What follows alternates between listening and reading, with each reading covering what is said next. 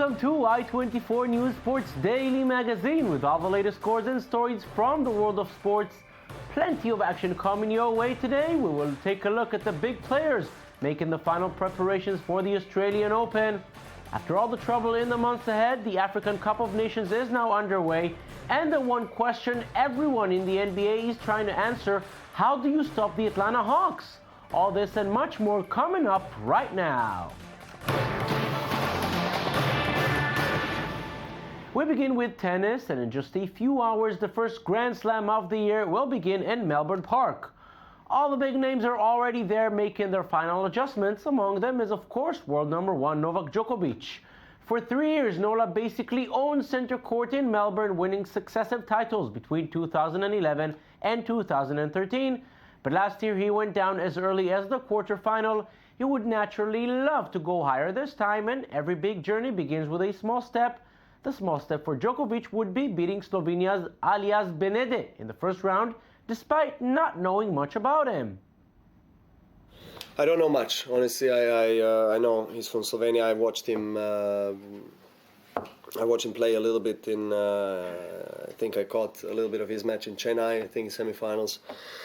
I've seen he's a baseline player.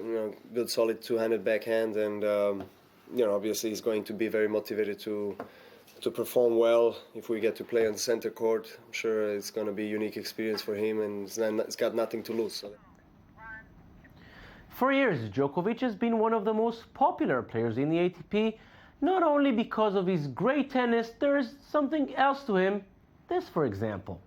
And the last, we have a little chocolate delight for everybody in the press. So if you are so kind to accept my gift, just for good spirits, that's all. Happy New Year, man. Happy New Year to you. Happy New Year. Go on, guys. Well. Are you from China? Yeah. 你好吗？好。谢谢你们大支持。Chocolate delight. You gotta love the guy. The man who ended Nola's 25-match winning streak in Melbourne last year is Stanislas Wawrinka, who eventually went on to win the Australian Open. Despite some ups and downs during the past year, Wawrinka knows he finally achieved so many things that eluded him for so long.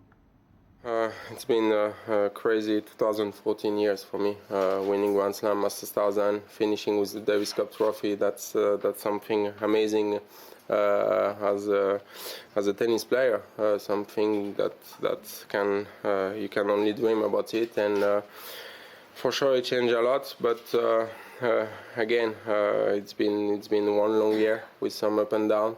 Finishing number 4, I'm really happy with that. And now it's a new year. Everything starts to zero. Everybody starts to zero again. You have to be ready to play great all the year. The players obviously spend long hours on the court training. Some of them stay there even after practice is over, and for a good cause. Canada's Milos Raonic played with local kids, perhaps giving them some of the secrets that took him all the way to number 8 in the world rankings. Raonic, who has one of the strongest serves in the tour, gave them tips for a good serve and also made sure everyone gets an autograph. The Canadian was not the only one who met with some local kids. So did Roger Federer, who has some old friends here. Oh yeah, I met you before. Yeah, we have. Was it here last year? No, not last year. 2 years ago. I saw you at Sydney with Lady Hills. Ah, were you there in the stadium? Yeah. Oh, did you enjoy it? Yeah. Good. Now to the women's tournament, where all eyes will be on world number 1 Serena Williams. She won the Australian Open 5 times in her career, but the last win came 5 years ago.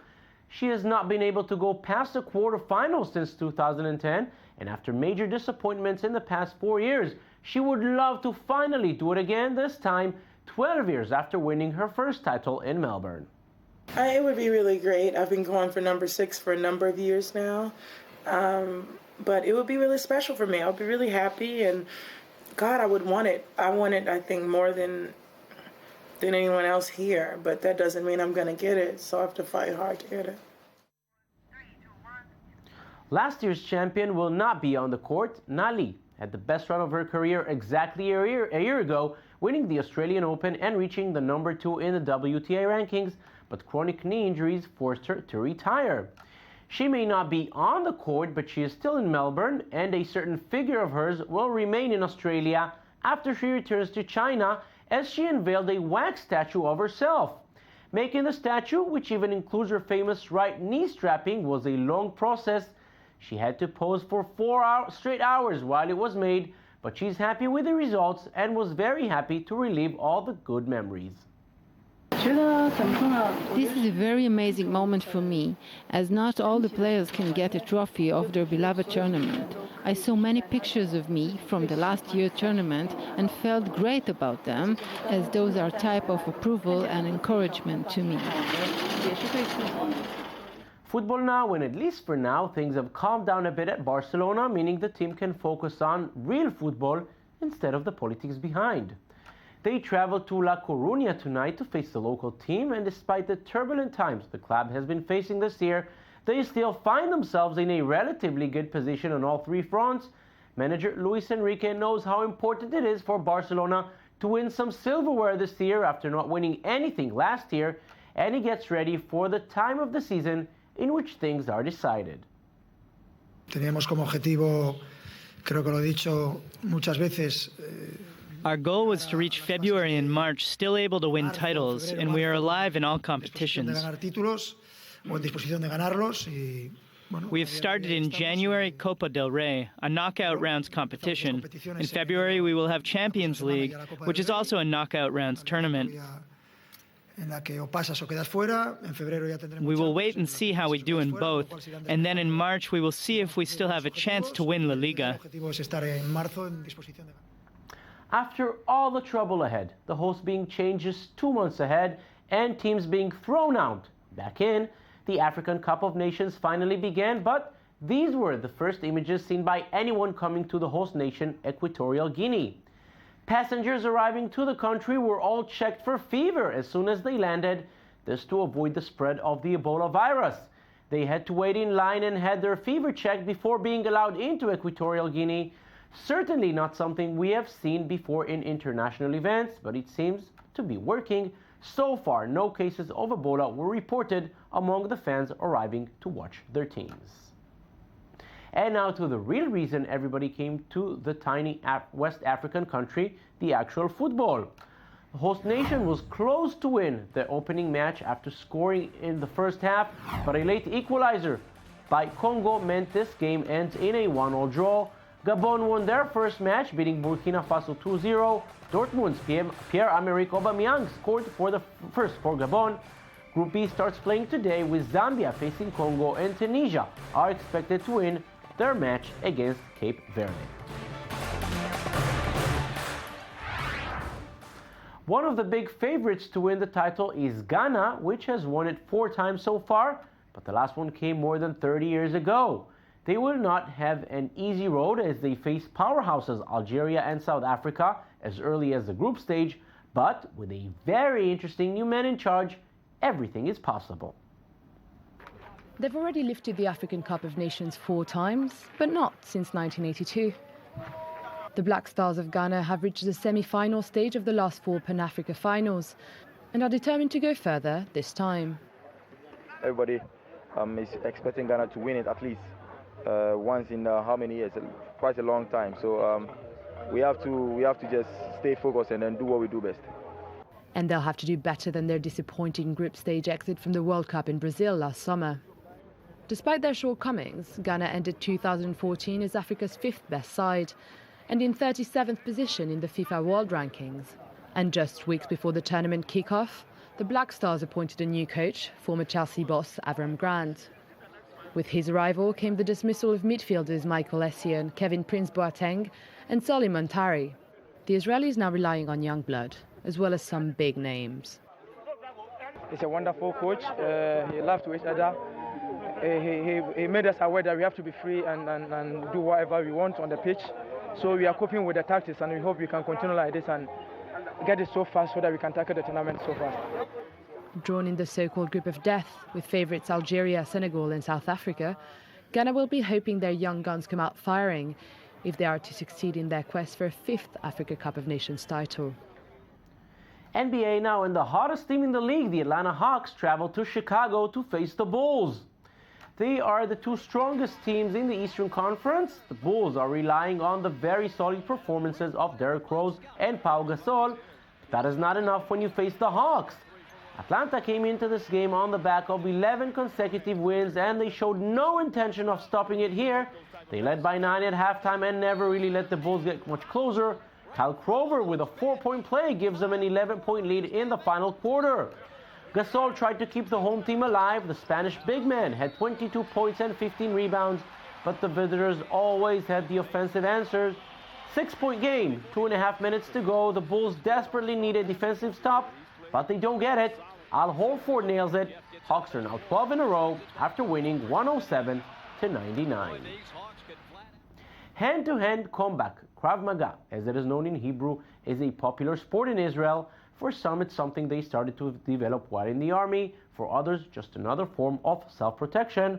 Sasha Rubo and Michael Friedman give us a look at this thriving culture.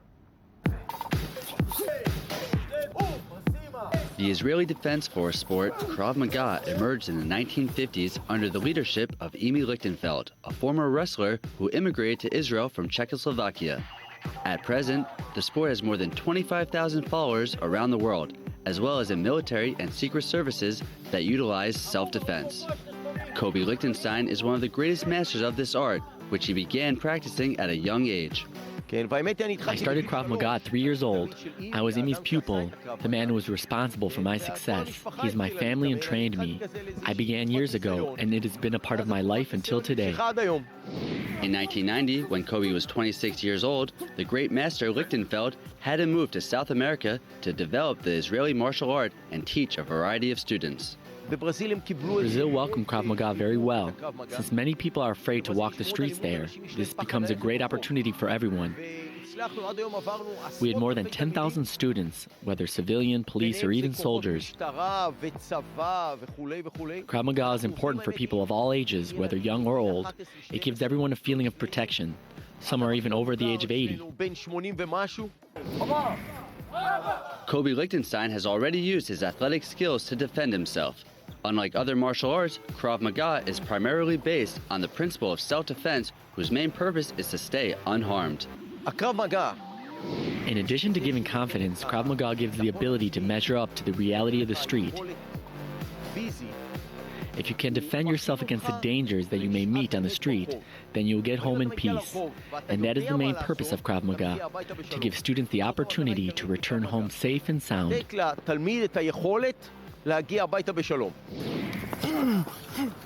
Kobe Lichtenstein believes he will leave Brazil eventually and hopes to return to Israel one day, the place where he grew up and where he learned so much from his master, Emi Lichtenfeld. Motorsports now, and the 2015 Rally Dakar came to its end after 13 grueling stages through Argentina, Bolivia, and Chile. Even the last stage was tough and unforgiving, with a few riders going down on the slippery terrain. No such problems for Marc Coma. The Spanish rider defends his title from last year. Coma wins the Dakar for a 5th time. He came in almost 17 minutes ahead of second place Paulo Gonçalves in the overall standings. On to four wheels, where the big winner is Nasser Al-Attiyah, the Qatari, who took charge right from the beginning, never looked back. After winning the event in 2011, he does it again now. His closest rival, Giniel Devilliers, was more than half an hour behind him in the overall standings. On to Brazil, where preparations for next year's Olympics are in full swing. The Olympic Gymnastics Training Center was inaugurated this past weekend in Rio de Janeiro. It is based on the western neighborhood of Barra de Tijuca, where a large part of the games and athletes' accommodations will be based. The facilities will be available for athletes in the run-up for the games and to warm up during the competition. Also this weekend, registration for tickets began for various Olympic events, some of them going for 40 Brazilian reais, the equivalent of $8 US. On to another Olympic sport, track cycling, and the World Cup is taking place these days in Cali, Colombia. Russia, France, and the Netherlands were the big winners in the first day of competition. The Russian pair of Daria Shmeleva and Yekaterina Gdinienko were victorious in the women's team sprint, beating their Dutch rivals to gold. The Dutch also came in second in the men's team sprint behind France, but the Netherlands were not left disappointed for too long as 20-year-old Elise Lietli won both her races in the single women's sprint to win gold. And that's it for us today. Don't forget, you can watch us anytime on our website at i24news.tv. We're also on Facebook and on Twitter, and we will be back tomorrow with Talking Football. Till then, thank you for watching and have a beautiful day.